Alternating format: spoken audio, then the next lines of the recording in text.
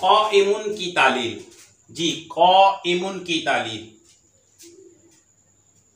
पहले तर्जुमा देखें, खड़ा होने वाला, क़ाइमुन खड़ा होने वाला, और क़ाइमतुन खड़ा होने वाली।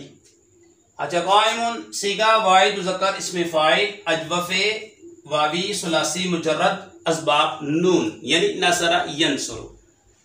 इसका मादा है क़ाफ वाव मीम, ये इसका मादा है क़ाफ वाव मीम। तो ये हुआ अजवफ़ क्योंकि आइन कलमे में वाव आ रहा है। अब सवाल ये होता है यहाँ पे तो हमजा आ रहा है, वाव हमजा में कैसे तब्दील हुआ? जी, कानून मोतल के कानून नंबर 17 के मुताबिक वाव को हमजा से तब्दील कर दिया तो क़ाइमुन बन गया।